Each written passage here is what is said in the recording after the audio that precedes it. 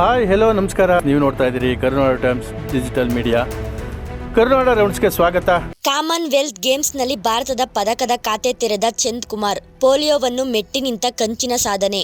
Midnight ವಿಡಿಯೋಗೆ ಯುವಕರಿಂದ ಉತ್ತಮ ಪ್ರತಿಕ್ರಿಯೆಗೆ ಧನ್ಯವಾದ ತಿಳಿಸಿದ ಪ್ರಧಾನಿ ಮೋದಿ. ರಾಜ್ಯಾದ್ಯಂತ ವರುಣನ ಅಬ್ಬರ, ಜಲಾಶಯಗಳಿಗೆ ಜೀವಕಳೆ, ನದಿ ಪಾತ್ರದ ಜನರಿಗೆ ಎಚ್ಚರಿಕೆ, ಕರಾವಳಿಯಲ್ಲಿ ಶಾಲೆಗಳಿಗೆ ರಜೆ. ಬೆಂಗಳೂರು ನೀಟ್ ಪ್ರತಿಭಟನೆಯಲ್ಲಿ ವಿವಾದಾತ್ಮಕ ಪೋಸ್ಟರ್ಗಳ ಸಂಚಲನ.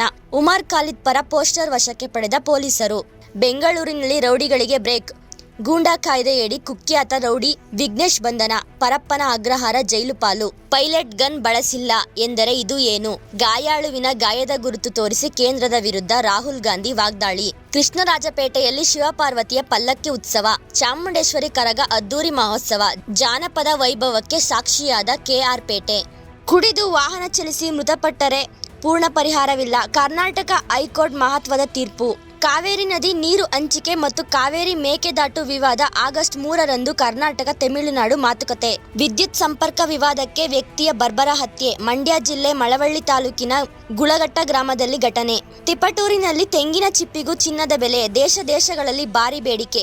ರೈತರ ಆದಾಯಕ್ಕೆ ಹೊಸ ಆಸರೆ. ಕೋರ್ಟ್ ಕಲಾಪಗಳ ವಿಡಿಯೋ ಹಂಚಿಕೆಗೆ ಸುಪ್ರೀಂ ಕೋರ್ಟ್ ಬ್ರೇಕ್. ಪೂರ್ವಾನುಮತಿ ಇಲ್ಲದೆ ಪೋಸ್ಟ್ ಮಾಡಿದರೆ ನಿಷೇಧ.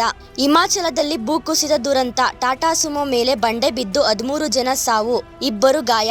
ಯಾದಗಿರಿ ದಲಿತ ಮುಖಂಡ ಕೊಲೆ ಪ್ರಕರಣದಲ್ಲಿ ಐತಿಹಾಸಿಕ ತೀರ್ಪು. 12 ವರ್ಷ ಬಳಿಕ 17 ಮಂದಿಗೆ ಜೀವಾವಧಿ ಶಿಕ್ಷೆ. ಮಹಾನಟಿ ಖ್ಯಾತಿಯ ದಿವ್ಯಾಂಜಲಿ ಮದುವೆ. ಮೈಸೂರು ಯುವಕ ಪವನ್ ಕುಮಾರ್ ಜೊತೆ ಹೊಸ ಬದುಕು ಆರಂಭ. ಗದಗ ಹಾಸ್ಟೆಲ್ನಲ್ಲಿ ವಿದ್ಯಾರ್ಥಿನಿಯ ನಿಗೂಢ ಸಾವು. ನೇಣು ಬಿಗಿದ ಸ್ಥಿತಿಯಲ್ಲಿ ಶವ ಪತ್ತೆ. ಕೊಲೆ ಶಂಕೆ. ಕುಂಭಮೇಳದಲ್ಲಿ ವೈರಲ್ ಆಗಿದ್ದ ಮೊನಾಲಿಸಾಗೆ ಜೀವ ಬೆದರಿಕೆ ಹಿನ್ನೆಲೆ ಪೊಲೀಸ್ ರಕ್ಷಣೆ. ಕೇರಳ ಹೈಕೋರ್ಟ್ ಮಹತ್ವದ ಆದೇಶ. 2024 ಪಿಡಿಒ ನೇಮಕಾತಿ ಪರೀಕ್ಷೆಯಲ್ಲೂ ಅಕ್ರಮದ ಅನುಮಾನ. ಕೆಪಿಎಸ್ಸಿ ವಿರುದ್ಧ ಮತ್ತೊಮ್ಮೆ ಗಂಭೀರ ಆರೋಪ. ತನಿಖೆಗೆ ಅಭ್ಯರ್ಥಿಗಳ ಒತ್ತಾಯ. ಜಮ್ಮು ಕಾಶ್ಮೀರ ಲಡಾಖ್ನಲ್ಲಿ ಚೀನಾದ ಆಕ್ರಮಣ ಮುಂದುವರೆದಿದೆ. ಭಾರತದ ಕಠಿಣ ಎಚ್ಚರಿಕೆ.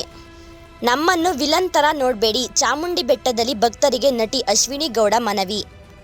ಧಾರವಾಡ ಹೈಕೋರ್ಟ್ನಲ್ಲಿ ಐತಿಹಾಸಿಕ ಕ್ಷಣಕ್ಕೆ ಸಜ್ಜು. ಆಗಸ್ಟ್ 1ರಿಂದ 7 ಮಹಿಳಾ ನ್ಯಾಯಮೂರ್ತಿಗಳ ವಿಶೇಷ ಪೀಠಗಳಿಂದ ಕಲಾಪ. ಪಾಕಿಸ್ತಾನದಲ್ಲಿ ಆತ್ಮಾಹುತಿ ಬಾಂಬ್ ದಾಳಿ. 12 ಸೈನಿಕರು ಸೇರಿ 15 ಮಂದಿ ಬಲಿ. 300 ಸೋಪ್ ಆರ್ಡರ್ ಮಾಡಲು ಹೋಗಿ 2.97 ಲಕ್ಷ ಕಳೆದುಕೊಂಡ ಎಲೆಕ್ಟ್ರಿಷಿಯನ್. ಶಿವಮೊಗ್ಗದಲ್ಲಿ ಆನ್ಲೈನ್ ವಂಚನೆ ಪ್ರಕರಣ ದಾಖಲು. ಇದು ಇಂದಿನ ಕರುನಾಡು ಟೈಮ್ಸ್ ರೌಂಡ್ಸ್ನ ವಿಶೇಷತೆ. ಮತ್ತಷ್ಟು ಸುದ್ದಿಗೆ ಕರುನಾಡು ಟೈಮ್ಸ್ ಡಿಜಿಟಲ್ ಮೀಡಿಯಾವನ್ನು ತಪ್ಪದೆ ವೀಕ್ಷಿಸಿ.